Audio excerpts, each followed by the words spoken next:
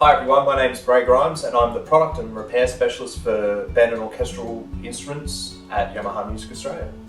So here at Yamaha we have a number of clarinets in our range, ranging from E-flat sopranino clarinets to B-flat and A clarinets, alto clarinets and bass clarinets. But today I'm going to be focusing specifically on our range of B-flat clarinets. The majority of our clarinets are actually made of grenadilla, which is an African blackwood, and come with silver-plated keys, but our base model YCL 255 is a resin clarinet with nickel-plated keys. The advantage of nickel-plated keys is that it's quite hard-wearing, quite durable, and the resin body is easy to clean and easy to maintain. Wooden instruments require a little bit more care, so they need to be played in and they need to be maintained very regularly. So now I'm going to show you the correct way to assemble your clarinet. This might only seem like a little thing, but doing it right and doing it right every time can prolong the life of your instrument. The way I like to do it is I like to hold down the bridge key. The bridge key is this key right here. It bridges the two joins together. So by holding down this ring, the bridge key lifts. Second, with my other hand, whichever that may be at the time, I like to hold around the bottom of the joint, either around the tenon or holding down the bottom tone hole key with my thumb. The reason I hold down the bottom of the joint rather than around here is because there's a delicate key called the crow's foot. This keeps your low levers in regulation. So in this case I have my left hand holding down the ring key here, lifting up the bridge key, and my right hand on the bottom of the bottom joint.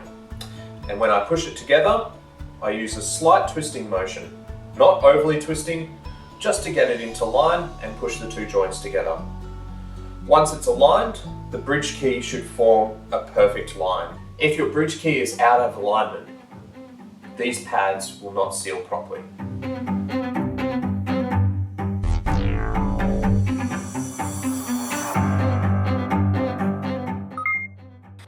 There's no right or wrong way to do it from here.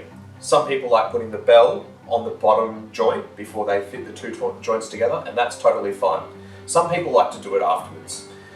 For those who are doing it afterwards, I suggest holding it like you go to play it. So, I've got my right hand on the bottom joint, as if I was playing it, and I fit the bell with a slight twisting motion. And the same goes for the top joint. I've got the barrel here. Again, if you want to fit the barrel to the top joint before you put the two joints together, that's fine. If you're going to do it afterwards, hold it like you're going to play it. And a slight twist, and it goes on just fine. It's also worth mentioning that you should apply cork grease to all the cork joints before putting them together. This ensures not only a great seal on the instrument, but also eases the assembly of the instrument. So within our range, we have a number of optional extras with our clarinets.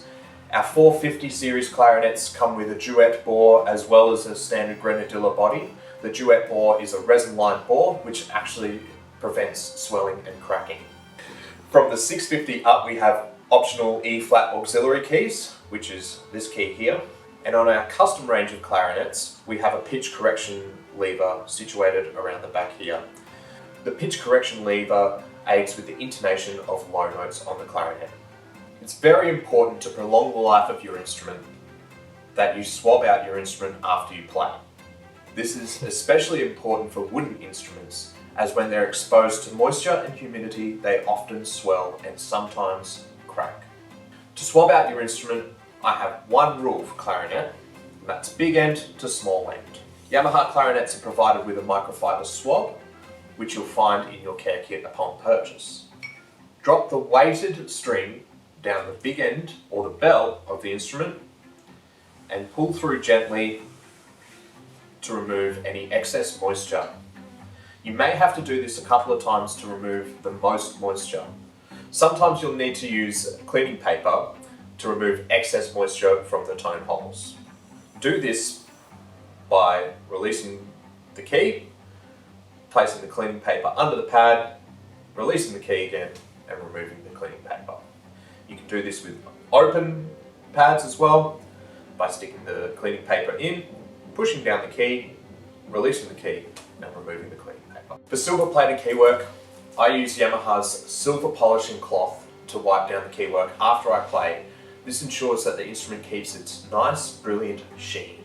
For any lacquer and nickel plated keys, I use Yamaha's DX microfiber polishing cloth to remove the acid from my fingers that transfers onto the keywork when I play. This ensures that the lacquer is kept in great condition for its playing life.